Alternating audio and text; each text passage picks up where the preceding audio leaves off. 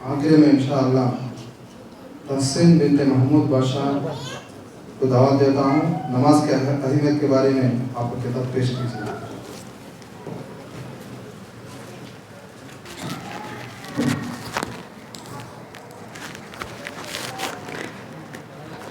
الحمدللہ الذی وحدہ والصلاة والسلام علی رسولہ الکریم والعاقبۃ للمتقین۔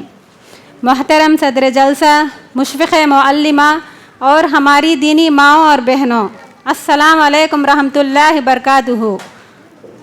عزیز سامعات، اگر کوئی آپ سے سوال کرے کہ وہ کون سی چیز ہے جو ہمارے سرور کونین محمد صلی اللہ علیہ وسلم کی آنکھوں کی ٹھنڈک ہے، اور وہ کون سی چیز ہے جو ایک مسلمان اور کافر میں فرق کرنے والی چیز ہے، اور وہ کون سی چیز ہے جو ایک مومن کے دل کو مصیبت کے وقت سکون پہنچاتی ہے، اور وہ کون سی چیز ہے جو اسلام کے 5 ارکانوں میں سے دوسرا رکن ہے، تو یقیناً آپ جواب دیں گے کہ وہ نماز ہے۔ جی ہاں، وہ نماز ہے جس کا تذکرہ قرآن مجید میں 70 سے زائد مقامات پر آیا ہے۔ وہ نماز ہے جو مسلمان اور کافر میں فرق کرنے والی چیز، وہ نماز ہے جو ایک مومن کی معراج ہے، وہ نماز ہے جس کے بارے میں قرآن کہتا ہے وَاسْتَعِينُوا بِالصَّبْرِ وَالصَّلَاةِ وَإِنَّهَا لَكَبِيرَةٌ إِلَّا عَلَى الْخَاشِعِينَ۔ اللہ تعالیٰ فرماتا ہے صبر اور نماز کے ساتھ اللہ تعالیٰ سے مدد طلب کرو، یہ چیز مشکل نہیں ہے مگر ڈر رکھنے والوں پر۔ مطلب مصیبت کے وقت ادھر ادھر نہ بھٹکیں بلکہ اللہ کی طرف مدد طلب کریں، اور جو اللہ تعالیٰ سے محبت رکھتے ہیں، جو اللہ تعالیٰ پر بھروسہ کرتے ہیں اور جو اللہ تعالیٰ سے ڈرتے ہیں، ایسے لوگوں کے لیے یہ چیز مشکل نہیں ہے۔ میری پیاری بہنوں، نماز پڑھنے سے چھوٹے چھوٹے گناہ معاف ہو جاتے ہیں، نماز پڑھنے سے پریشانیاں مصیبتیں دور ہو جاتے ہیں۔ یہ نماز ہے جو اس کے بارے میں محمد صلی اللہ علیہ وسلم نے فرمایا ان بین الرجل و بین الشرک والکفر ترک الصلاۃ۔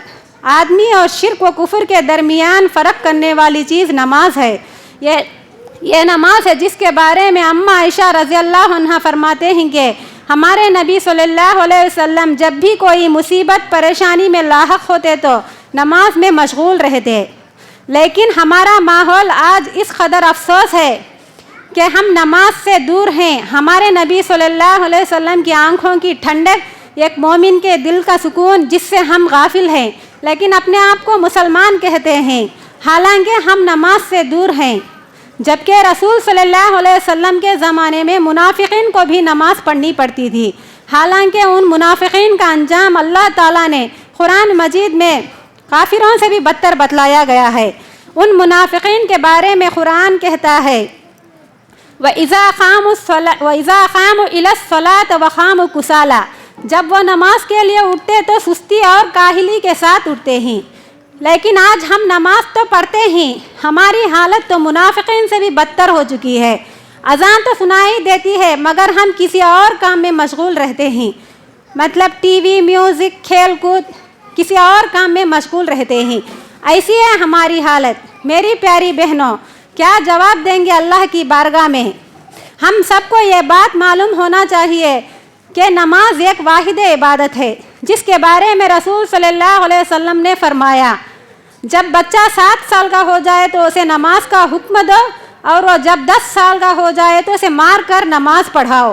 یہ بات اس وقت ممکن ہو سکتی ہے جب ہم خود نماز پڑھیں، اپنے بچوں کو نماز کے پابند بنائیں۔ میری پیاری بہنوں، ایک ضروری چیز یہ ہے کہ ہم نماز کو اتنی مصروفیت کا بہانہ بناتے ہیں اور اپنے اوپر اتنے کام ڈال لیتے ہیں کہ اگر اس کا خمیازہ کسی کو بھگتنا ہے تو وہ صرف اور صرف نماز ہوتی ہے۔ آج کے ماحول میں ہم نماز بہت کم ادا کرتے ہیں، حالانکہ نماز کی ادائیگی پابندی کے ساتھ اس کی خاص کتاب اللہ کی کتاب نے دی۔ والذین یؤمنون باللہ والیوم الآخر ویؤمنون بہ وہم علی صلاتہم حافظون۔ جو لوگ اللہ اور آخرت کے دن پر ایمان رکھتے ہیں وہ قرآن پر ایمان رکھتے ہیں، جو لوگ قرآن پر ایمان رکھتے ہیں وہ اپنی نمازوں کی حفاظت کرتے ہیں۔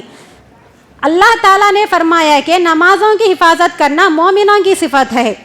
اسی طرح سے سورۃ المومنون میں اللہ تعالیٰ فرماتا ہے کہ وَالْمُقِيمِينَ الصَّلَاةَ वल्मूतून ज़कात वल्मुमिनून बिल्लाहि वल्यौमिल आखिरी उलाइका सनूतिहिम अजरन अज़ीमा। जो लोग अल्लाह और आखिरत के दिन पर ईमान रखते हैं और जो नमाज कायम करते हैं और जो ज़कात अदा करते हैं, ऐसे लोगों के लिए हमने बहुत बड़ा अजर उठा के रखा है, मतलब तैयार करके रखा है। मेरी प्यारी बहनों, अल्लाह ताला इतना साफ कह रहा है, हमको और क्या चाहिए? हमको भी तो इसी तरह से जन्नत ही चाहिए ना। मेरी प्यारी बहनों, इसी तरह से एक और आयत में अल्लाह ताला फरमाता है, हाफिजुस सलात वस्सलातुल उस्ता, नमाज़ों की हिफाजत करो, ख़ास तौर से असर के नमाज की। मतलब हदीस में है कि मन तरक सलातल असर फ़क़त हबित अमलहु, जिसने असर की नमाज छोड़ दी उसका अमल बर्बाद हो गया। रसूल सल्लल्लाहु अलैहि वसल्लम ने फरमाया कि असर की नमाज छोड़ दी उसका अमल बर्बाद हो गया।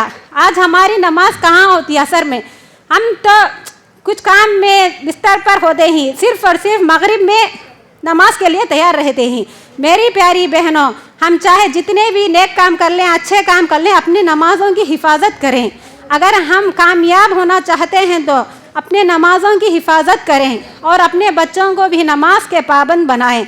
किसी शायर ने क्या खूब कहा, ज़ोहर असर बिसर गए मगरिब का कुछ पता नहीं, ज़ोहर असर बिसर गए मगरिब का कुछ पता नहीं, इशा में हम नशे में थे फजर में हम उठे नहीं। आखिर में मैं अल्लाह ताला से दुआ करती हूँ कि हम तमाम को और हमारे बच्चों को नमाज की अहमियत को समझने और इसकी पाबंदी करने की तौफीक अता फ़रमाएँ। आमीन सुम्मा आमीन। अस्सलाम वालेकुम रहमतुल्लाहि बरकातुहू।